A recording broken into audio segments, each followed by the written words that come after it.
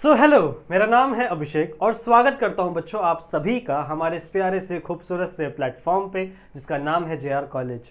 तो यार कैसे हो आप सभी लोग। आई होप आप लोग एकदम बढ़िया होंगे, आप लोग की पढ़ाई एकदम बढ़िया चल रही होगी। ठीक है। जैसा कि आपको बता दूं बच्चों, हमारे इस प्लेटफॉर्म पे हमने शुरू किए हुए हैं केमिस्ट्री के लेक्चर्स। सही है। और हम आप लोग को हर एक लेसन लेक्चर बाय लेक्चर पढ़ा रहे हैं।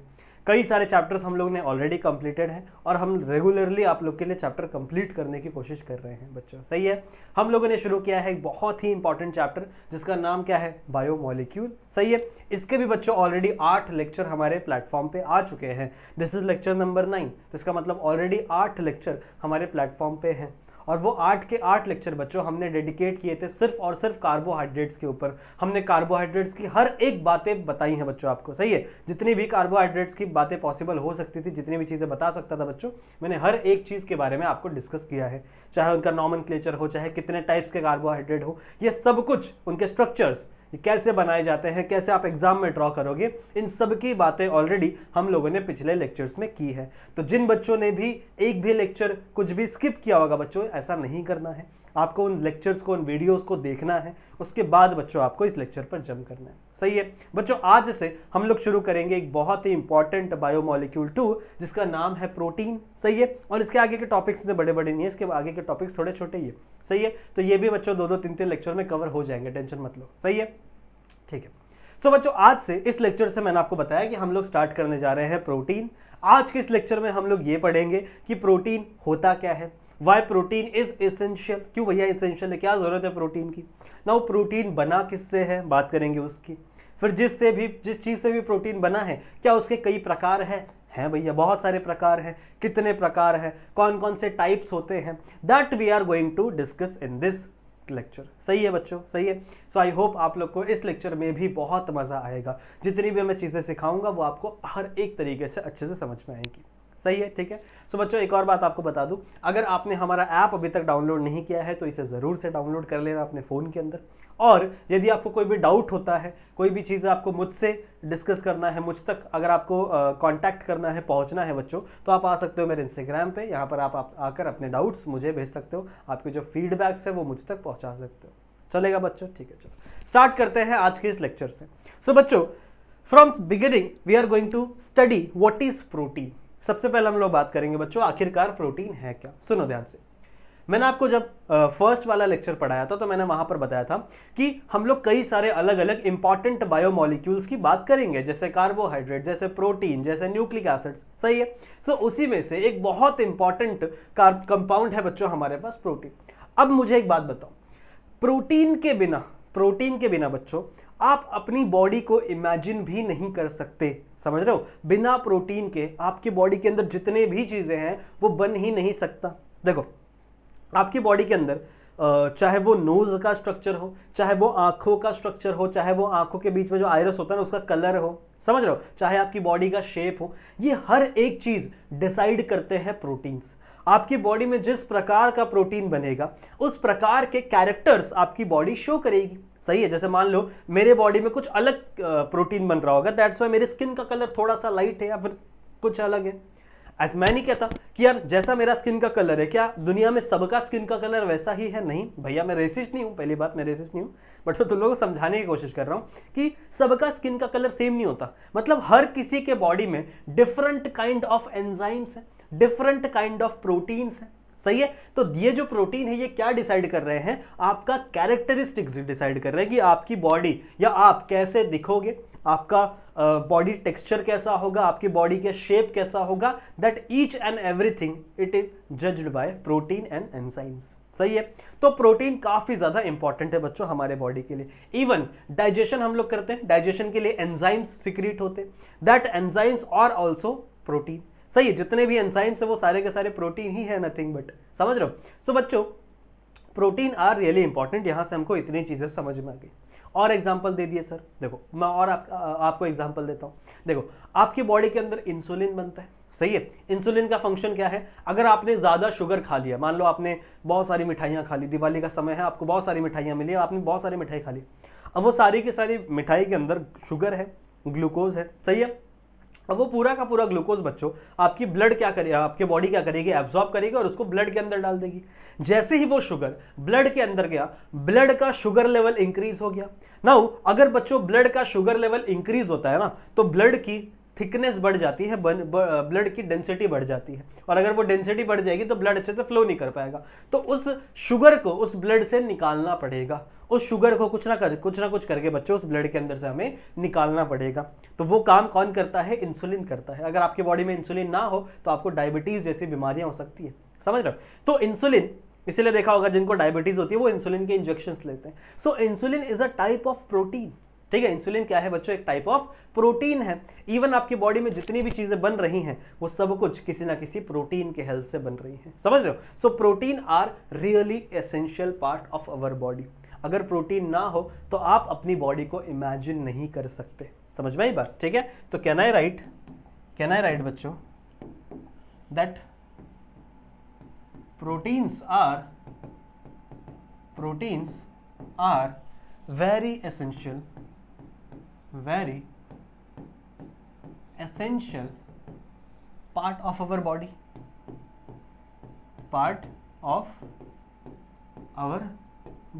और सिर्फ हमारी ही बॉडी नहीं बच्चों, आप सिर्फ इंसानों की बात ना करो, आप चाहे प्लांट्स की बात कर लो, आप दुनिया में किसी भी एनिमल की बात कर लो, हर एनिमल या हर प्लांट के अंदर प्रोटीन होगा ही होगा, सही है। और बिना प्रोटीन के प्लांट्स भी अपनी बॉडी इमेजिन नहीं कर सकते, क्योंकि प्लांट्स के अंदर भी जितनी चीजें बन रही हैं, जो क्लोरोफिल बन रहा है, जो दुनिया भर की चीजें हैं, that are also considered in protein, सही है। So proteins are really important. समझ में आई बात? सो प्रोटीन बच्चों बहुत ज्यादा इंपॉर्टेंट है, ये तो हमको समझ में आ गया। चलो बहुत अच्छा सर। नाउ नेक्स्ट, प्रोटीन बना किससे है? जैसे मैंने आपको लास्ट वाले लेक्चर में सिखाया था कि मान लो ऐसा बड़ा सा कंपाउंड है, फॉर एन एग्जाम्पल सेल्यूलोज है। Now cellulose is a very long compound. अब ये जो बड़ा सा कंपाउंड है सेल्यूलोज बच्चों, ये किसी ना किसी छोटी यूनिट से बना हुआ होगा। These are all kind of polymer ना, पॉलीमर पढ़ा है आप लोगों ने? ये सब कुछ क्या है बच्चों? पॉलीमर के एग्जाम्पल है। पॉलीमर आप लोगों को पता है, मतलब अगर छोटी छोटी चीजों को एक चेन में अरेंज कर दिया जाए, मतलब बहुत छोटी छोटी चीजों को एक चेन में अरेंज कर दिया जाए, तो इस पूरे स्ट्रक्चर को हम लोग कहते हैं पॉलीमर। ये पूरा स्ट्रक्चर आपका क्या कहलाता है? पॉलीमर कहलाता है। और ये जो एक सिंगल यूनिट है, ये जो एक यूनिट है बच्चों, इसको हम लोग कहते हैं मोनोमर, सही है। इसको हम लोग क्या बोलते हैं बच्चों? Monomer. So protein is also kind of polymer, सही है। प्रोटीन भी क्या है बच्चों? एक टाइप ऑफ पॉलीमर है। तो भैया प्रोटीन भी किसी छोटी यूनिट से जुड़कर बना हुआ होगा, सही है। जो प्रोटीन है वो भी किसी ना किसी छोटे यूनिट से बच्चों मिलजुल कर बना हुआ होगा। तो प्रोटीन का मोनोमर क्या होता है? प्रोटीन का मोनोमर होता है बच्चों अल्फा अमीनो एसिड। हमेशा याद रखेंगे, प्रोटीन का मोनोमर क्या होता है? Alpha amino acids. This is the monomer of protein, या फिर इसी को कभी कभी एल अल्फा अमीनो एसिड्स भी कहा जाता है। क्यों पता है? क्योंकि जितने भी अमीनो एसिड्स होते हैं ज्यादातर उनका जो कन्फिग्रेशन होता है वो एल होता है, सही। मैंने आप लोगों को पढ़ाया ना DNL कन्फिग्रेशन। तो ज्यादातर जो अमीनो एसिड्स होते हैं उनका जो कन्फिग्रेशन होगा बच्चों वो एल कन्फिग्रेशन होगा, इसीलिए इनका नॉमेनक्लेचर में हम एल भी ऐड करते हैं, सही है। तो इसका क्या नाम होगा? एल अल्फा अमीनो एसिड्स, सही है। And this is the monomer of the protein. जितने भी प्रोटीन्स आपको मिलेंगे वो सारे के सारे प्रोटीन्स किससे बने हुए हैं? वो सारे के सारे प्रोटीन्स बच्चों अमाइनो एसिड से ही बने हुए हैं। इसके अलावा कोई भी प्रोटीन, मतलब बिना अमाइनो एसिड के कोई भी प्रोटीन का फॉर्मेशन नहीं की जा सकती। समझ में आई बात? टेक अ स्क्रीनशॉट बच्चों, इस चीज को लिखो अपने बुक में, धारण करिए। समझ में आई बात?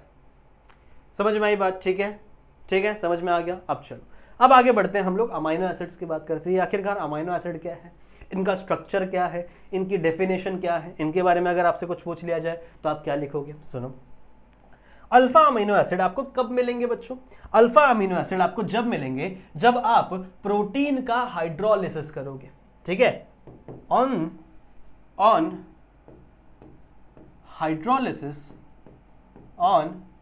हाइड्रोलिसिस ऑफ प्रोटीन, जब आप प्रोटीन का हाइड्रोलिसिस करते हो ना बच्चों, then alpha amino acid form.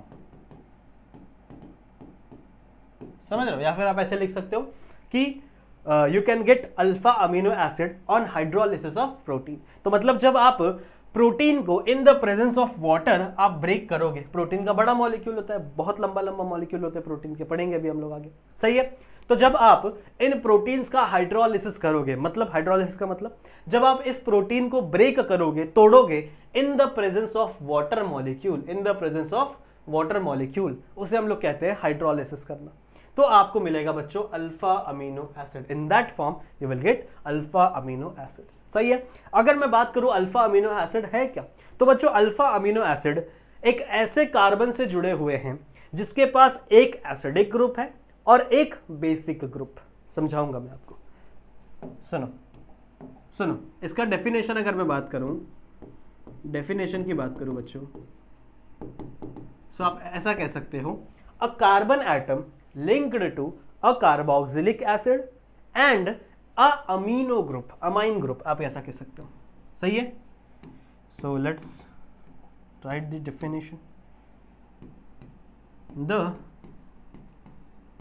Carbon atom, इस यही कार्बन होगा आपका alpha carbon, alpha carbon is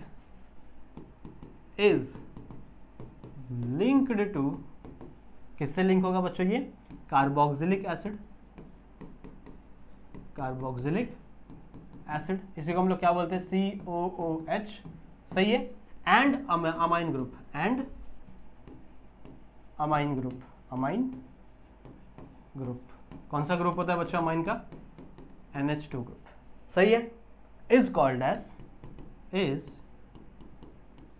as क्या बच्चों आपका, इसको हम लोग क्या बोलते हैं, alpha amino acid.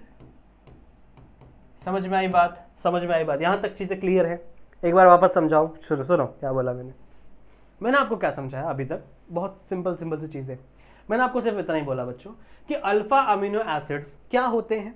Alpha amino acids वो कंपाउंड्स हैं, वो जब हम लोग को कब मिलते हैं, जब आप प्रोटीन्स का हाइड्रोलिसिस करोगे। ठीक है, जब आप क्या करोगे, प्रोटीन्स को तोड़ोगे, हाइड्रोलिसिस करोगे, then you will get alpha amino acids. Now alpha amino acid है क्या, अगर मैं उसके स्ट्रक्चर की बात करूं, तो अल्फा अमीनो एसिड में बच्चों आपके पास एक कार्बन एटम है। इस कार्बन एटम से, ये कार्बन एटम, ये क्या है बच्चों, अल्फा कार्बन है, क्योंकि मैंने आपको पहले भी सिखाया वो कार्बन जो किसी भी फंक्शनल ग्रुप से अटैच हो, वो कार्बन बच्चों ध्यान से सुनो, जो किसी भी फंक्शनल ग्रुप से अटैच हो उसे हम लोग अल्फा कार्बन कहते हैं। अब स्ट्रक्चर बनाऊंगा, बना के दिखाऊंगा, टेंशन मत लो, बट मेरी बात सुनो मैं क्या कह रहा हूं, इसे नोट करते रहा करो। सही है। सो बच्चों वो कार्बन जो डायरेक्टली किसी फंक्शनल ग्रुप से अटैच हो, that carbon is known as alpha carbon. तो यहां पे आपका जो अल्फा कार्बन है ये दो अलग अलग फंक्शनल ग्रुप से अटैच है।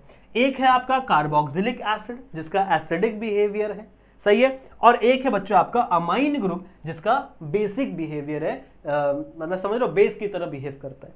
इसी चीज को हम लोग क्या बोलते हैं बच्चों, अल्फा अमीनो एसिड। अब मैंने आपको यही चीज बताई कि एक तरफ एसिड प्रेजेंट है, एक तरफ बेस प्रेजेंट है, एक तरफ अमाइन का ग्रुप है, एक तरफ एसिडिक ग्रुप है, that's why it is known as amino acid, amino acid. समझ लो, इसी को हम लोग क्या, इसीलिए इसको हम लोग क्या बोलते हैं बच्चों, अमाइनो एसिड्स बोलते हैं, क्योंकि इसमें एक अमाइन का ग्रुप होता है यानी NH2 का ग्रुप होता है, और एक इसके पास एसिडिक ग्रुप होता है। बाकी चीजें बताऊंगा मैं तुम लोगों को, पहले इतनी चीजें क्लियर हैं क्या, इसका स्क्रीनशॉट लो, इसको लिखो अपनी बुक में, इसको लिखोगे नहीं तो दिक्कत हो जाएगी। समझ में आई बच्चों, ठीक है, समझ में आई। चलो अब मैं आपको स्ट्रक्चर बना के दिखाता हूं, मैं आपको एक स्ट्रक्चर बना के दिखाऊंगा और वही आपके अमाइनो एसिड्स होंगे। कैसे बनाना है स्ट्रक्चर, देखो सबसे पहले आपको एक ऐसा सिंबल बनाना है, दिस, ये क्या है, स्ट्रक्चर बना रहे हैं हम लोग, ये वाला, ये जो बीच वाला है ना बच्चों, ये एक कार्बन है, पढ़ा होगा ना आप लोग ने, इसको हम लोग बोलते हैं ना स्ट्रक्चर बनाते हैं ना हम लोग ऐसा। सही है। यहां पर एक कार्बन है बच्चों, इस स्ट्रक्चर के राइट साइड में, हमेशा राइट साइड में ही क्या जुड़ा हुआ रहता है बच्चों, एसिडिक ग्रुप यानी COOH। इस कार्बन के राइट साइड में क्या जुड़ा हुआ है, COOH।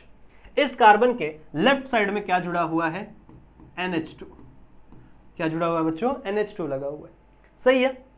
इस कार्बन पे अपर साइड में यहां पर रहता है एक हाइड्रोजन, हाइड्रोजन को वैसे भी हम लोग भाव देते नहीं है, बट यहां पर आपको मिलेगा एक हाइड्रोजन, एंड इस वाले पोजीशन पे आपको मिलेगा कोई भी R ग्रुप, यानी कोई भी अल्काइल ग्रुप यहां पर डिफर कर सकते हैं। बहुत सारे अलग अलग टाइप के अमाइनो एसिड होते हैं, तो हर अलग अलग टाइप के अमाइनो एसिड में सिर्फ आपका ये R चेंज होगा, बाकी ये पूरा का पूरा स्ट्रक्चर सेम रहेगा। समझा मैंने क्या कहा, मैंने क्या कहा बच्चों, ऐसा सा आपका कंपाउंड है, इसको हम लोग ऐसे ड्रॉ करते हैं हमेशा, दो लाइन बनाने का। ये जो बीच वाला है this is carbon. Now this carbon is connected to one acidic group and one basic group. Acidic group कौन सा है बच्चों आपका? Carboxylic acid. और बेसिक ग्रुप कौन सा है बच्चों आपका? अमाइन। सही है। इस कार्बन पे एक हाइड्रोजन लगा हुआ है और एक आर ग्रुप। ये आर ग्रुप कोई भी हो सकता है, आगे हम लोग डिस्कस करेंगे। ये आर ग्रुप चेंज होता है तो अलग अलग टाइप्स के अमाइनो एसिड्स बनते हैं। अब ये जो कार्बन है बच्चों, ये जो बीच में प्रेजेंट है ना carbon, this carbon is connected to two different अपना functional group. Hence this carbon is known as alpha carbon. इसीलिए बच्चों इस कार्बन को हम लोग क्या बोलते हैं? अल्फा कार्बन कहते हैं। बात समझ में आई? बात समझ में आई? ठीक है। क्यों इसको हम लोग अल्फा कार्बन बोलते हैं? समझ में आ गया? Because this carbon is connected to this functional group and this functional group. इस कार्बन पे बच्चों ऊपर एक हाइड्रोजन लगा हुआ है और नीचे क्या लगा हुआ? कोई भी आर ग्रुप। इसको हम लोग कैसा ड्रॉ कर सकते हैं? देखो इसको हम लोग ऐसे ड्रॉ कर सकते हैं, CH COOH NH2 और यहाँ पे आपका R। ये R चेंज हो सकता है, समझ रहे हो? तो ये और ये सेम ही है ना, बस मैंने ये CH यहीं पे लिख दिया है, यहाँ पे ये C, यहाँ पर AH है, बस मैंने ऐसे फॉर्म में बनाया है। तो ये फॉर्म में ही आपको बनाना है आगे जितने भी आप अमाइनो एसिड्स पढ़ेंगे। This amino acid is known as alpha amino acid. This amino acid is known as बच्चों अल्फा अमाइनो एसिड। समझ में आ गया? अब मैंने आपको एक चीज बताई थी कि ये जितने भी कंपाउंड्स हैं, अमाइनो एसिड जो है, इनकी हमेशा होती है एल कन्फिग्रेशन। सही है। एक होता है डेक्स्ट्रो रोटेटरी, एक होता है लीवो रोटेटरी। दो प्रकार के कंपाउंड पॉसिबल है। नाउ ये डेक्स्ट्रो लीवो रोटेटरी क्यों है बच्चों? क्योंकि अगर आप इसके अल्फा कार्बन को देखोगे, so this alpha carbon is a chiral carbon. This alpha carbon is a chiral carbon. यहां लिखूं, this is the chiral carbon. और कायरल कार्बन में ही हम लोग देखते हैं ना, डेक्स्ट्रो रोटेटरी, लीवो रोटेटरी, सब कायरल कार्बन में हम लोग पॉसिबल है। सही है। तो बच्चों इसके पास होती है, ये क्या है बच्चों? कायरल कार्बन है। कायरल कार्बन मतलब क्या होता है? ऐसा कार्बन जो 4 अलग अलग डिफरेंट ग्रुप से अटैच हो। मान लो ये किसी X से अटैच होगा, ये Y से अटैच होगा, ये Z से अटैच होगा, ये W से अटैच होगा। तो मतलब अगर चारों ग्रुप जो आपके कार्बन से अटैच हैं, अगर वो डिफरेंट हैं, तो ऐसे कार्बन को आप क्या कहोगे? Chiral carbon. इस कार्बन पे हमेशा स्टार बनाने का, और ये कार्बन आपका क्या कहलाएगा? Chiral carbon. अगर आप इस कार्बन को देखोगे, this is a chiral carbon. अगर मान लो यहाँ पे H ना रहे, कोई दूसरा ग्रुप रहे, मान लो यहाँ पे CH3 रहे, यहाँ पे कोई भी अल्काइल ग्रुप अगर आप ऐड करोगे, so this carbon will be a chiral carbon. तो बच्चों आपका अमाइन, जो आपका अमीनो एसिड्स है, ये भी क्या होते हैं? कायरल होते हैं। और बिकॉज ऑफ दिस कायरलिटी ये क्या दिखाते हैं बच्चों? प्लेन पोलराइज्ड लाइट में डिफ्लेक्शन दिखाते हैं। प्लेन पोलराइज्ड लाइट को ये क्या कर सकते हैं? डिफ्लेक्ट कर सकते हैं। अब ये किस डायरेक्शन में डिफ्लेक्ट करेंगे, ये भी मैंने आपको बता दिया। किस डायरेक्शन में करेंगे बच्चों? दे आर लीवो रोटेटरी, मतलब ये हमेशा लेफ्ट साइड में क्या करेंगे? आपके कंपाउंड को डिफ्लेक्ट करेंगे। तो इसीलिए इनके नाम के आगे भी हमेशा क्या लगता है बच्चों? एल। सो इनके नाम के आगे हमेशा क्या लगाओ? एल लगाओ, because they are levorotatory and this is the complete name of your amino acid. ये है बच्चों पूरा नाम आपके अमीनो एसिड्स का। समझ में आ गया? समझ में आ गया बच्चों? आई होप आपको इतनी चीजें समझ में आ गई होंगी। इतनी चीजें आई होप समझ में आपको आ गई होंगी। क्लियर है? कोई दिक्कत है यहाँ तक? मेरे को बताओ। है कोई दिक्कत है बच्चों यहाँ तक? मेरे को बताओ। कोई दिक्कत नहीं? कोई दिक्कत नहीं, सही है ना? कुछ नहीं किया बच्चों मैंने, यही वाला कंपाउंड, यही आपका अमाइनो एसिड्स है। बट इसको मैंने कैसे फॉर्म में लिखा? मैंने ये कार्बन को बीच में लिखा है, ये जो हाइड्रोजन इससे अटैच है इसको मैंने ऊपर लिखा है, इस NH2 ग्रुप को मैंने लेफ्ट में लिखा है जैसे वहां पर है, और इस COOH ग्रुप को मैंने राइट में लिखा है। हमेशा ध्यान में रखना है आपको, आप इस ग्रुप को उल्टा पुल्टा नहीं कर सकते, क्योंकि यहां पर अगर आपने ग्रुप को उल्टा पुल्टा किया तो इसकी कॉन्फ़िगरेशन चेंज हो जाएगी। कॉन्फ़िगरेशन चेंज नहीं होनी चाहिए, ये हमेशा L कॉन्फ़िगरेशन ही दिखाता है। दैट्स व्हाई आपको इसकी पोजीशन भी चेंज नहीं करनी। हमेशा आपका COOH ग्रुप राइट में ही होगा, एसिडिक ग्रुप राइट में ही होगा, और आपका NH2 ग्रुप हमेशा लेफ्ट साइड ही होगा। समझ रहे हो? और ऐसे फॉर्म होगा बच्चों आपका अमीनो एसिड्स। ऐसे फॉर्मेशन होता है आपके अमीनो एसिड्स का। समझ में आ गया? तो अगर मैं बोलूं बच्चों कभी भी अमीनो एसिड का स्ट्रक्चर बनाओ तो आप बना लोगे? है बच्चों? चलो आगे बढ़ते हैं, आगे बढ़ते हैं। Now there are various types of amino acid, total 20 types of amino acids होते हैं। ये एक चार्ट दिया हुआ बच्चों आप लोग को आपकी बुक में, बट आपको ये पूरा चार्ट लर्न नहीं करना। पहली बात, इतने सारे क्वेश्चंस नहीं पूछे जाएंगे। हाँ, आपको एक आधा स्ट्रक्चर तो पढ़ना, ऐसा नहीं कि आपको कुछ भी नहीं पढ़ना। हाँ, आपको कुछ स्ट्रक्चर्स पढ़ने पड़ेंगे, मैं बताता हूँ अभी आप लोग को। कुछ स्ट्रक्चर्स आपको पढ़ने पड़ेंगे, जैसे आपको ग्लाइसिन पढ़ना पड़ेगा, जैसे आपको एलानिन पढ़ना पड़ेगा, जैसे आपको ये वैलिन पढ़ना पड़ेगा। ऐसे 2-3 स्ट्रक्चर्स हैं जो आपको पढ़ने पड़ेंगे। क्या होते हैं इनके स्ट्रक्चर, कैसे हैं, ये भी मैं आपको बताता हूँ। सही है। सो ये कंप्लीट चार्ट दिया हुआ कि आप अपने बुक में भी देख सकते हो, यहाँ पे भी देख सकते हो। सही है। अच्छा, these are the total 20 amino acids. हमेशा याद रखेंगे बच्चों, टोटल इस दुनिया में अभी तक जितने मिले हुए हैं वो सिर्फ और सिर्फ कितने हैं, 20 अमीनो एसिड्स हैं। ऐसे दुनिया में बहुत सारे अमीनो एसिड नहीं है, सिर्फ और सिर्फ 20 अमीनो एसिड्स आपकी दुनिया में अवेलेबल हैं। दुनिया में जितने भी एनिमल्स हैं, जितने भी प्लांट्स हैं, जितने भी अनगिनो प्लांट्स हैं, वो सब के सब प्लांट्स के अंदर जो भी प्रोटीन प्रेजेंट है वो इन 20 अमीनो एसिड से ही बना हुआ है। अब आप सोचोगे कि सर अगर सारे एनिमल्स का प्रोटीन सेम है, सबके अंदर जिस चीज से प्रोटीन बना है वो चीज भी सेम है, अमीनो एसिड भी सेम है, तो हम सारे एनिमल्स एक जैसे क्यों नहीं दिखते? हम सारे एनिमल्स के अंदर जो प्रोटीन बनता है वो सेम क्यों नहीं होता? कभी दिमाग में क्वेश्चन आता होगा ना, अगर मैं जब पढ़ा रहा हूं तो आपके दिमाग में ये चीज आनी चाहिए कि सर अगर सारे के सारे अमीनो एसिड, मतलब 20 ही अमीनो एसिड है हमारे पास, ठीक है, टोटल सिर्फ और सिर्फ 20 अमीनो एसिड, इतने हैं कि हम लोग उंगलियों पे गिन सकते हैं। सही है। और दुनिया में तो अनगिनत, मतलब समझ लो 84 लाख स्पीशीज है दुनिया में, इतने सारे एनिमल्स है, इतने सारे प्लांट्स अलग हो गए, एनिमल्स की स्पीशीज सिर्फ 84 लाख है, प्लांट्स की तो पता नहीं कितनी स्पीशीज होगी।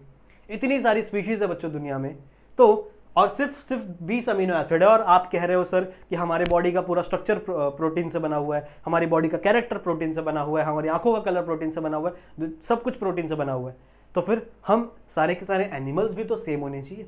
हम सारे के सारे एनिमल्स में इतनी डिफरेंशिएशन क्यों है, हमारे एनिमल्स में ऐसा चेंजेस क्यों है बच्चों? तो ये सब कुछ डिपेंड करता है प्रोटीन की सीक्वेंस पे। जैसे मान लो आप, मेरे बॉडी का कोई प्रोटीन बन रहा है, उसमें सबसे पहले मान लो मैंने रखा थायामिन को, फिर उसके बाद आ गया वैलिन, फिर उसके बाद आ गया कोई दूसरा, समझ रहे हो, ऐसे सीक्वेंस आ गया। अब अगर ये सीक्वेंस चेंज हुई, थोड़ी सी भी सीक्वेंस चेंज हुई, तो आपका पूरा प्रोटीन चेंज हो जाएगा, प्रोटीन का पूरा फंक्शन चेंज हो जाएगा, समझ रहे हो। तो इस सीक्वेंस के ऊपर बहुत सारी पॉसिबिलिटीज है प्रोटीन बनाने की। प्रोबेबिलिटी पढ़ते हो ना, प्रोबेबिलिटी, या फिर वो पढ़े रहोगे आप, परम्यूचुएशन एंड कॉम्बिनेशन, मैथ्स में पढ़े रहोगे ना, कि आपके पास 10 नंबर है, इस 10 नंबर में मतलब अगर मान लो आपने डाइस उछाला तो कितनी प्रोबेबिलिटी है ये आएगा, कितनी प्रोबेबिलिटी वो आएगा, क्या हो सकता है, क्या हो सकता है।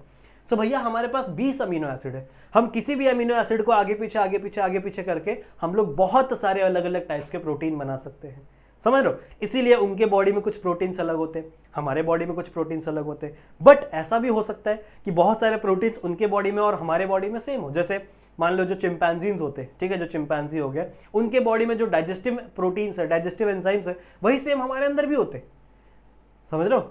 वही जो एंजाइम उनके अंदर है वो सेम हमारे एंजाइम उनके अंदर भी है। तो कोई बहुत सारे ऐसे प्रोटीन्स भी होते हैं जो सेम सेम होते हैं, बहुत सारे ऐसे प्रोटीन्स भी होते हैं जो डिफरेंट डिफरेंट होते हैं, जिसकी वजह से कुछ कैरेक्टर्स मिलते हैं, कुछ कैरेक्टर्स नहीं मिलते। तभी तो साइंटिस्ट लोग ये अनुमान लगा पाते हैं कि भैया हम लोग उनसे ही इवॉल्व हुए हैं कि नहीं। पढ़ा होगा ना आप लोग ने कि साइंटिस्ट बोलते हैं कि यार इंसान जो है ना वो बंदर से इवॉल्व हुआ है। कैसे इवॉल्व हुआ है भाई? Because we have some similarities, हमारे और उनके प्रोटीन्स के अंदर देयर आर सम सिमिलैरिटीज, बहुत सारी सिमिलैरिटीज है। एक्चुअली एक चिंपैंजी और इंसान का 98% डीएनए सेम होता है। तो because of this such similarity हम लोग कह सकते हैं ना कि हम लोग उनसे इवॉल्व हुए हैं, उनका डीएनए में कुछ बदलाव आया रहेगा जिसके वजह से हम बने हैं, कुछ प्रोटीन ऊपर नीचे हुए रहेंगे। सही है। तो आई होप इतनी चीज़ें आपको समझ में आ रही होंगी, थोड़ी सी अपने मेंटालिटी को ब्रॉड करो, समझ रहे हो, ठीक है। So we have almost 20 types of amino acid, these are the 20 amino acids. अच्छा, इसमें से कुछ ऐसे अमीनो एसिड्स हैं जो हमारी बॉडी खुद बना सकती है, और कुछ ऐसे अमीनो एसिड्स हैं जो हम खुद से नहीं बना सकते, जो हमें बाहर से खाना पड़ता है। जैसे आप सुनते रहोगे कि यार सोया खाया करो, सोया में प्रोटीन होता है। फिर आप लोगों ने सुना होगा कि दाल खाया करो, दाल में प्रोटीन होता है। सही, ऐसे बहुत सारी प्रोटीन वाली डाइट होती है। तो ये प्रोटीन्स क्या है? These proteins are that protein जो हमारी बॉडी बना नहीं सकती। बहुत सारे प्रोटीन्स, देखो 20 टाइप के प्रोटीन्स हैं, टोटल 20 प्रोटीन ही अमीनो एसिड है। इन 20 टाइप के अमीनो एसिड में से 10 अमीनो एसिड हमारी बॉडी बनाती है और 10 अमीनो एसिड हमारी बॉडी नहीं बना पाती। समझ रहे हो? 20 ऐसे अमीनो एसिड्स है जो हमारी बॉडी फॉर्म नहीं कर पाती। समझ रहे हो? समझ रहे हो? ये हमारी बॉडी फॉर्म नहीं कर पाती, तो ये आपको बाहर से इनटेक करना पड़ेगा। अगर आप नहीं इनटेक करोगे तो फिर दिक्कत हो जाएगी। और 10 ऐसे अमीनो एसिड्स हैं जो आपकी बॉडी खुद से फॉर्म कर सकती है। सिखाऊंगा मैं तुम लोग को, ये एसेंशियल नॉन एसेंशियल का पार्ट है। तो ये समझ में आ गया बच्चों, these are the 20 amino acids. पर आपको सारे अमीनो एसिड्स के नाम याद नहीं करने। ग्लाइसिन याद कर लो, एलानिन याद कर लो, वैलिन याद कर लो। आ जाओ बताता हूँ कैसे। आ जाओ। सपोज दैट मैंने आपको बोला कि चलो बच्चों ग्लाइसिन का स्ट्रक्चर बना के दिखाओ, let's draw the structure of glycine, ठीक है। या फिर मैं बोल दूं आपको एलेनिन का स्ट्रक्चर बना के दिखाओ, या फिर मैं आपको वैलिन का स्ट्रक्चर बना के दिखाऊं। यही दो चार इंपॉर्टेंट है, बाकी सारे इंपॉर्टेंट नहीं है। और आपसे नाम नहीं पूछा जाएगा इतना, आपको प्रॉपर्टीज पूछी जाएंगी, आपसे पूछा जाएगा कि विच कितने टाइप्स के अमाइनो एसिड्स होते हैं, उसके ऊपर मैं आऊंगा अभी। बट स्ट्रक्चर्स थोड़े से इंपॉर्टेंट हैं, कुछ कुछ के स्ट्रक्चर्स इंपॉर्टेंट है, वो मैं आपको बता दूं। देखो ध्यान से सुनो, हर टाइप के अमाइनो एसिड में सिर्फ और सिर्फ आर चेंज होगा। क्या चेंज होगा बच्चों? सिर्फ और सिर्फ आर चेंज होगा। बाकी का पूरा फ्रेमवर्क सेम रहेगा, बाकी जितने भी चीजें थे सेम रहेगा। ऊपर H सब में है, राइट साइड में COOH सब में है, लेफ्ट साइड में NH2 सब में है। समझ रहे हो? तो सिर्फ फ्रेमवर्क चेंज होने वाला है, फ्रेमवर्क सेम रहने वाला है, सिर्फ चेंज क्या होने वाला है बच्चों? ये R ग्रुप। समझ रहे हो? अगर R सिर्फ आपका H है, मान लो आपका स्ट्रक्चर ऐसा है, suppose that this is the structure, ऐसा स्ट्रक्चर बनाया मैंने। इस साइड में मैंने क्या लिखा? COOH। इस साइड में क्या लिखना पड़ेगा मेरे को? NH2। ऊपर रहेगा बच्चों H। अब सपोज दैट आपका जो R है ना वो है H, आपका जो R है वो क्या है बच्चों? H। तो मतलब इस पोजीशन पे भी क्या आ जाएगा? आपका H आ जाएगा R की जगह। Now this amino acid is known as glycine. बस इतना ही है, इसी को हम लोग क्या बोलते हैं बच्चों? Glycine as a amino acid. अच्छा, ग्लाइसिन एक एक्सेप्शन है हमेशा, ये बहुत इंपॉर्टेंट अमीनो एसिड है। क्यों पता है? Because it is an exception.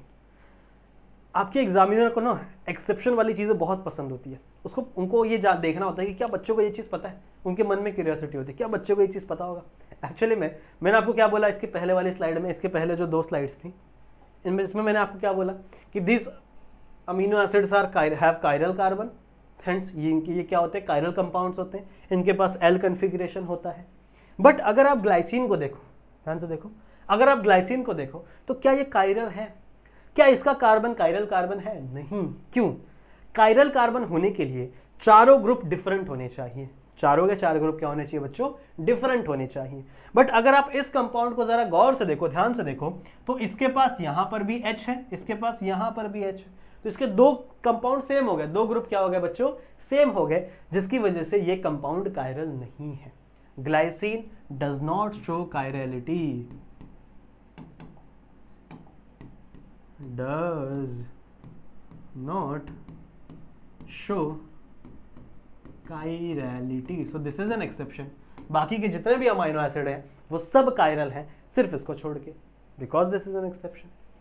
इसको ड्रॉ करो अपनी बुक में बच्चों, ड्रॉ करेंगे तभी अच्छे समझ में आएगा। ठीक है, ये समझ में आ गया। Now if I am talking about alanine, for example I am talking about alanine, glycine हो गया, ग्लाइसिन मिटा दूं मैं, चलो। Now if I am talking about alanine, क्या चेंज होगा? कुछ नहीं, फ्रेमवर्क सिर्फ सेम रहेगा। बस यहां का जो आर ग्रुप है ना बच्चों, इन दिस कंडीशन यहां का जो आर ग्रुप है, this R group will be CH3, this R group will be CH3। तो यहां पे जो आर ग्रुप रहता है वहां पर आप क्या रिप्लेस कर दोगे? CH3 रिप्लेस कर दोगे। नाउ ये कंपाउंड मिल गया। ये क्या है? ये है एलेनिन, दिस इज एलेनिन। क्या एलेनिन कायरल है? बिल्कुल है। Alanine is a chiral compound, it is a chiral compound. CHI, chiral का स्पेलिंग क्या है यार? कायरल कंपाउंड हो जाता है कभी कभी, दिमाग में गायब हो जाता है इसके। ठीक है, so this is a chiral compound. समझ में आ गया बच्चों? ये ए नहीं आएगा यहाँ पे शायद, कोई बात नहीं, हो जाता है कभी कभी, स्पेलिंग सब गुम हो जाता है, कचड़ा हो जाता है दिमाग में। So alanine is a chiral compound. ऐसा क्वेश्चन आ सकता है, मान लो कि आपसे 4 अमीनो एसिड का क्वेश्चन बोलेंगे एंड बोलेंगे बताओ बच्चों which of one of them is not chiral. हाँ बताओ इसमें से कौन सा कायरल नहीं है? तो पता होना चाहिए आपको ग्लाइसिन कायरल नहीं है, बाकी सारे के सारे क्या है? कायरल। तो ऐसे क्वेश्चंस पूछे जा सकते हैं। Alanine is not chiral compound because अगर आप देखो तो यहाँ पर H है, यहाँ पर COH है, यहाँ पर ये है और यहाँ पे CH3 है। सो यहाँ पर क्या है? आपके चारों के चारों ग्रुप क्या है? डिफरेंट। दैट्स वाई दिस आपका जो एलेनिन होगा वो क्या होगा? कायरल कंपाउंड होगा। समझ में आ गया?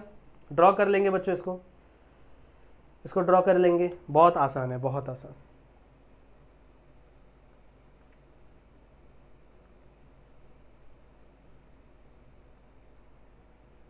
हो गया?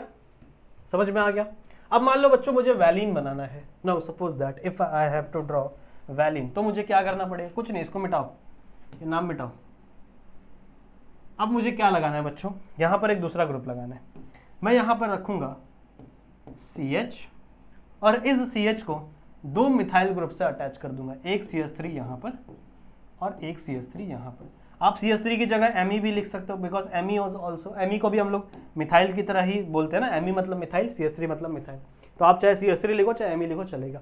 कुछ ऐसा स्ट्रक्चर मिला बच्चों आपको, जहां पे आपने अपना जो R ग्रुप है, आपने अपना जो R ग्रुप है बच्चों, इसको किस में चेंज किया है, इसको चेंज किया है बच्चों CH3 ट्वाइस में, या फिर आप इसको ऐसे लिख सकते हो, इसी चीज़ को आप ऐसे लिख सकते हो CH Me ट्वाइस में।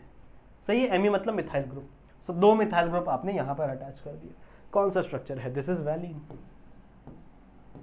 दिस इज वैलिन, समझ रहे हो। And it is also chiral, ये भी क्या है बच्चों, आपकी कायरलिटी दिखाता है। So this is chiral compound. समझ में आ गया, समझ में आ गया बच्चों, ठीक है। सो आई होप आपको ये 3 एग्जाम्पल समझ में आ गए होंगे। और कुछ भी नहीं है, आपका ये ऊपर का फ्रेमवर्क सेम रहेगा, सब में आपका ये ऊपर का फ्रेमवर्क सब में सेम टू सेम रहेगा। सिर्फ चेंज होगा, क्या होगा, आपका ये R ग्रुप, यहाँ पे R रहता है ना, तो यही R ग्रुप आपका चेंज होगा, जिससे अलग अलग टाइप के अमीनो एसिड्स बनते हैं। सबसे इंपॉर्टेंट कौन सा, ये तीनों। एक और एग्जाम्पल है टायरोसिन का, ये हो गया, ये हो गया बच्चों, ये हो गया, ठीक है। एक और एग्जाम्पल है मेरे पास, इसको हटाओ और इसको हटाओ। अगर मान लो सपोज दैट मैंने R की जगह सब्सटीट्यूट किया CH2, ये बेंजीन रिंग, और यहां पे मान लो रख दिया मैंने OH, कुछ ऐसा ग्रुप लगा दूं यहाँ पे CH2, ये बेंजीन रिंग, और पैरा पोजीशन पे आपने क्या लगा दिया, OH। This is also an amino acid. इस अमाइनो एसिड का नाम है बच्चों टायरोसिन। टायरोसिन, टायरोसिन एक बहुत इंपॉर्टेंट अमाइनो एसिड्स है जो आपकी बॉडी खुद सिंथेसाइज करती है, आपकी बॉडी खुद से बनाती है। Now it is very important amino acid. आपकी बॉडी में जितने भी ग्रोथ हार्मोन है, आपके बॉडी में जितने भी एसेंशियल हार्मोन है, चाहे वो ग्रोथ हार्मोन की बात करो, चाहे वो बालों के कलर की बात करो, कलर वाले हार्मोन की बात करो, कैरेटीन होता है ना, कैरेटीन भी होता है, मेलानिन होता है, आपके स्किन के कलर की बात करो, मेलानिन की, सही है, ग्रोथ हार्मोन मैंने बताया, थायराइड हार्मोन की बात करो, मतलब जितने भी एसेंशियल चीजें हैं जो आपकी ग्रोथ से रिलेटेड है, आपके मेंटल डेवलपमेंट से रिलेटेड, उसमें जितने भी प्रोटीन हैं, उन सब प्रोटीन का मेन अमीनो एसिड कौन है, tyrosine. Now tyrosine is really really really really important. अगर किसी भी पर्सन के बॉडी में टायरोसिन की कमी हो जाती है ना, मतलब टायरोसिन बनना बंद हो जाता है, देयर इज अ बीमारी नोन एज फिनाइल कीटोन्यूरिया। आप लोगों ने शायद पढ़ा होगा बायो में पढ़ते हैं हम लोग फिनाइल कीटोन्यूरिया, इसको PKT बोलते हैं हम लोग शॉर्ट फॉर्म में, फिनाइल कीटोन्यूरिया, सही है। जिसको भी ये बीमारी हो गई उसके बॉडी में टायरोसिन बनना बंद हो जाता है, तो उसकी स्किन पूरी सफ़ेद सफ़ेद हो जाएगी, उसके आंखें का जो आइरस का कलर है वो सफ़ेद हो जाएगा, बाल पूरे सफ़ेद हो जाएंगे। समझ, देखा होगा आपने, कोई आपके आसपास कोई ऐसा रहेगा, ठीक है, तो उसकी पूरी स्किन सफ़ेद रहती है, बाल सफ़ेद रहते हैं, छोटे ही बच्चे रहते हैं और उनकी बाल सफ़ेद हो जाएंगे, स्किन सफ़ेद हो जाएगी, आंखों का आइरस का कलर सफ़ेद हो जाएगा, समझ लो। तो उनको बीमारी है बच्चों PKT की, मतलब फिनाइल कीटोन्यूरिया की। और ये बीमारी से होता क्या है, उनकी बॉडी में टायरोसिन नहीं बनते, उनके बॉडी में टायरोसिन नहीं बनते बच्चों, समझ लो। फिनाइल एलानिन से टायरोसिन बनता है, हमारे बॉडी ही बनाती है, पर कभी कभी नहीं बनता, कुछ जेनेटिक बीमारियां हो जाती हैं। ये मैंने बायो में पढ़ाया हुआ है, आई गेस लेसन नंबर 3 में है, I guess, yes lesson number 3 में है, तो वहाँ पे मैंने आपको पढ़ाया हुआ है टायरोसिन के बारे में ना। This is also very important amino acid, ठीक है। इसका भी ले लो स्क्रीनशॉट या फिर इसको नोट कर लो फटाफट, ठीक है बच्चों, समझ में आ गया।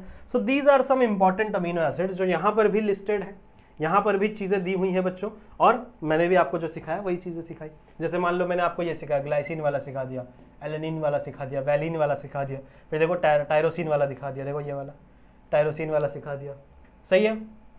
ऐसी चीज़ें हैं, ऐसे बहुत सारे अमीनो एसिड्स है। एक सीरीन वाला याद कर लेना, सीरीन इज ऑल्सो इंपॉर्टेंट। तो ये सब नहीं याद करना है आपको, सब बिल्कुल, कोई नहीं बोलेगा आपको सब याद करो। बट हाँ, अगर आप कोई भी चीज़ लिख रहे हो, जैसे मान लो आपको शॉर्ट नोट पूछा गया है अमीनो एसिड्स के बारे में, तो आप अमीनो एसिड्स के बारे में तो लिखोगे, बट अगर आप एक एग्जाम्पल, 2 एग्जाम्पल देके समझाओगे तो चीज़ें ज़्यादा अच्छी लगती है एग्जामिनर को भी। एग्जामिनर को पता लगता है कि हाँ भाई बच्चे ने पढ़ाई की है, उसको आता है, समझ लो। सो आपको कुछ एग्जाम्पल्स के बारे में नॉलेज होनी चाहिए। और ये 3 एग्जाम्पल तो बहुत आसान है, ये शुरू वाले जो 3 एग्जाम्पल मैंने दिए ये तो बहुत आसान है। उसके बाद भी अगर आप फॉलो करोगे ल्यूसीन को, आइसोल्यूसिन को, तो ये भी बहुत आसानी होंगे बच्चों, ठीक है। अब देखो यहाँ पर इनके सिंबल आए हैं, 2 तरीके से हम लोग इसको रिप्रेजेंट करते हैं, एक 3 लेटर सिंबल और एक 1 लेटर सिंबल।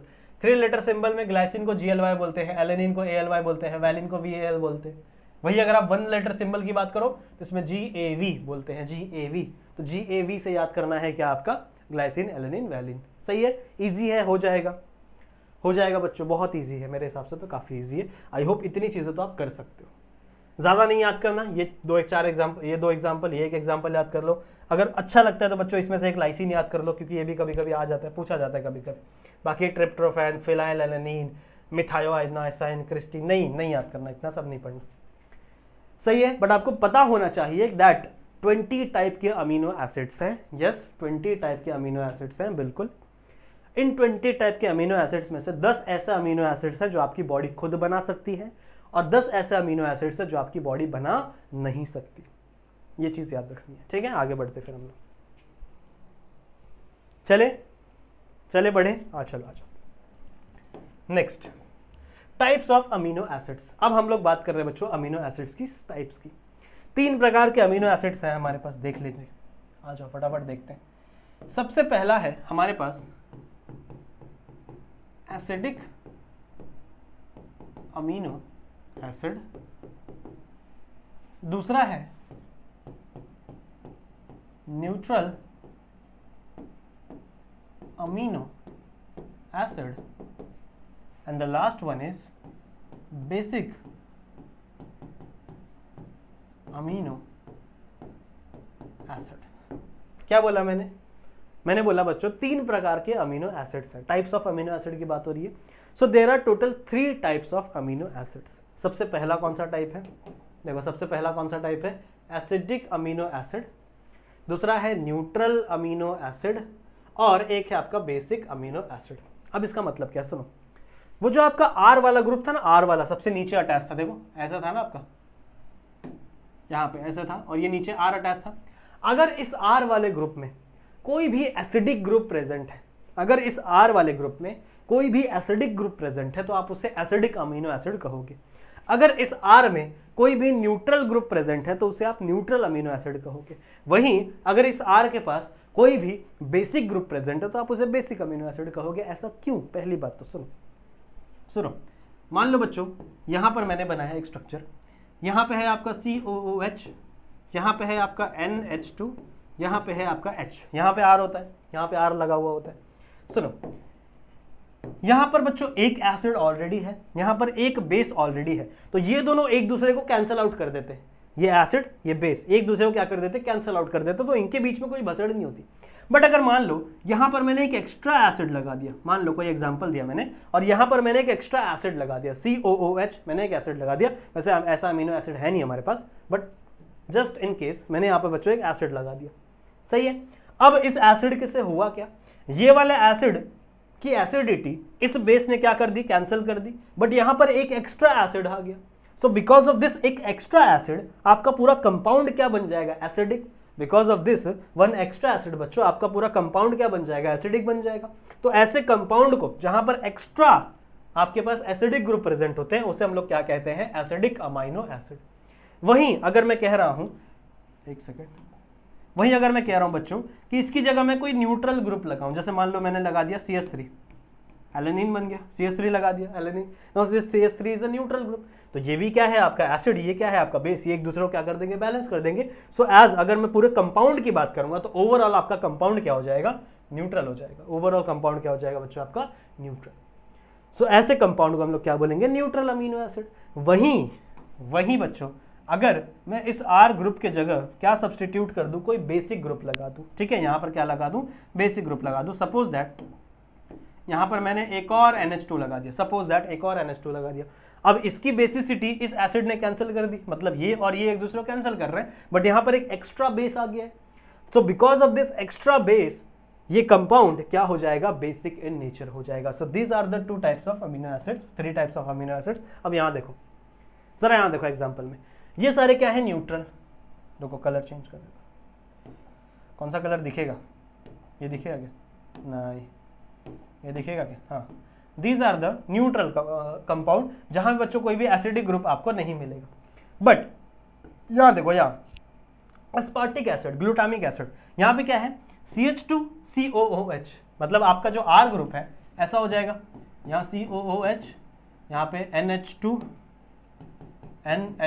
यहाँ पे एक हाइड्रोजन, यहाँ पे क्या हो जाएगा CH2COOH। ये बच्चों आपका एस्पार्टिक एसिड है। नाउ आपने क्या देखा कि ये वाला जो एसिड है इसको ये वाले बेस ने क्या कर दिया, बैलेंस कर दिया, सही है। तो ये वाले एक दूसरे को बैलेंस कर दे रहे हैं, बट इस कंपाउंड में एक एक्स्ट्रा एसिड आ चुका है।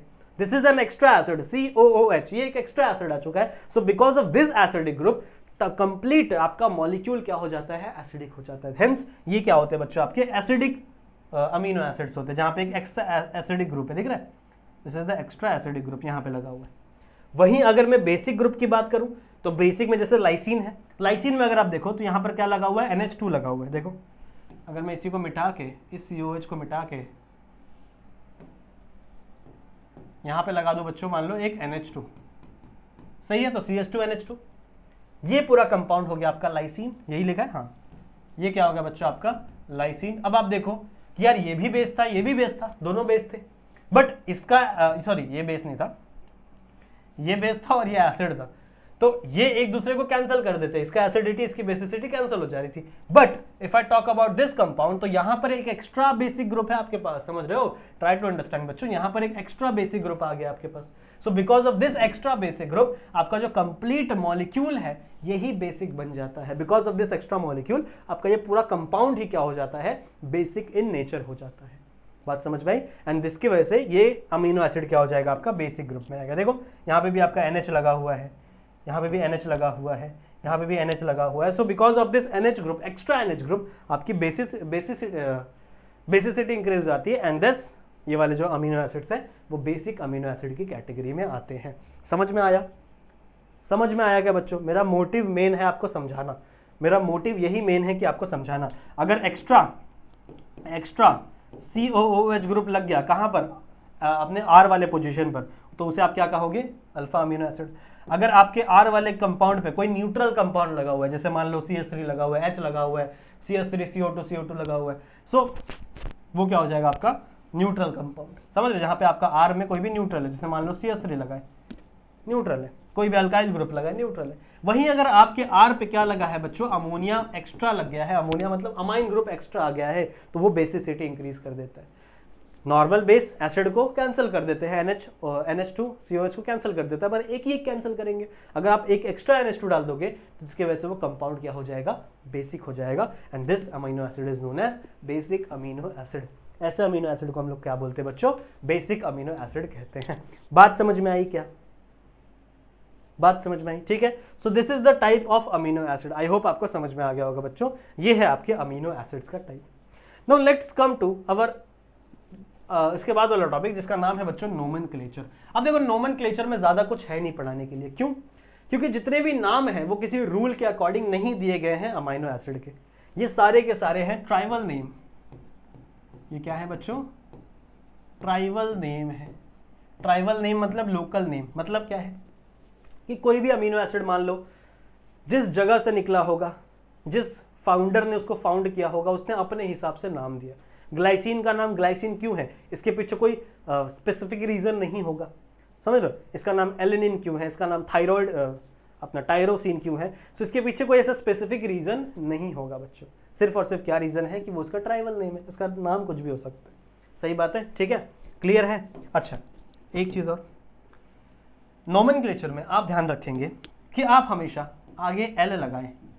आप हमेशा क्या लगाएं, आगे L लगाएं, जो इसकी कॉन्फ़िगरेशन बताएगा, ठीक है। नोमेनक्लेचर में आप हमेशा देखेंगे कि आगे आपको L लगाना पड़ेगा, जिससे आपको क्या मिलेगा, हमेशा उसकी कॉन्फ़िगरेशन का पता चलेगा। बाकी सारे के सारे क्या है बच्चों, उसके ट्राइबल नेम। तो नोमेनक्लेचर में हम लोग इतना ज़्यादा घुस नहीं सकते, बिकॉज नॉमेनक्लेचर क्या है बच्चों, सारे के सारे क्या हैं बच्चों, मैंने आपको सिखाया ज़्यादातर क्या है, सब कुछ ट्राइबल है। क्लियर है, क्लियर है, समझ में आ गया, समझ में आ गया, ठीक है, नॉमेनक्लेचर समझ में आ गया। और भी क्या बोल सकता हूं मैं, देखो कंपाउंड को आप चाहे 3 लेटर से दिखाओ, जैसे मान लो ग्लाइसिन है तो ग्लाइसिन को कभी कभी GLY से दिखाया जाता है, ये 3 लेटर नॉमेनक्लेचर होता है। कभी कभी सिंगल लेटर से दिखाया जाता है, जैसे मान लो G, तो अगर मैंने कहीं भी लिख दिया G अमीनो एसिड प्रेजेंट, ऐसे मैंने बता दिया, मान लो AUG समझ, ऐसे मैंने बना दिया। So these are the amino acids, क्या हो जाएंगे, ए से एडिनिन, गुआनिन, अपना ये यूरासिल होता है, ये गुआनिन होता है, ये भी गुआनिन है, ये थायमिन है। तो these are the amino acids. Adenine होता है ना, क्या होता है, न्यूक्लिक एसिड की बात नहीं कर रहा हूँ मैं, न्यूक्लियोटाइड की तो बात नहीं कर रहा हूँ, चलो कोई बात नहीं, समझ लो। तो हम लोग ऐसे सिंगल लेटर से भी दिखा सकते हैं, समझ लो। कहने का ये तात्पर्य है कि इसे 3 लेटर से भी दिखाया जाता है, इसे सिंगल लेटर से भी दिखाया जाता है, ज़्यादातर सिंगल लेटर से दिखाया जाएगा, बट नॉर्मली आपको ऐसे दिखेगा। समझ में आई बात। तो दिस इज जनरल नॉमेनक्लेचर बच्चों ऑफ आवर कंपाउंड। इसके बाद हमें एसेंशियल अमीनो एसिड्स क्या होते हैं उनके बारे में पढ़ना है, सही है। उसके बाद हमें अमीनो एसिड्स की और भी बहुत सारी चीज़ें पढ़नी है। अमीनो एसिड लिंक कैसे होते हैं, पेप्टाइड बॉन्ड क्या होता है, बॉन्ड कैसे फॉर्म होता है, कितने प्रकार के पेप्टाइड बॉन्ड होते हैं, ये बहुत सारी चीज़ें अभी हम लोग को पढ़नी है, सही है बच्चों। तो इस लेक्चर को हम लोग सिर्फ एक इंट्रोडक्टरी की तरह देखते हैं और इस लेक्चर को हम लोग यहीं पर एंड करेंगे।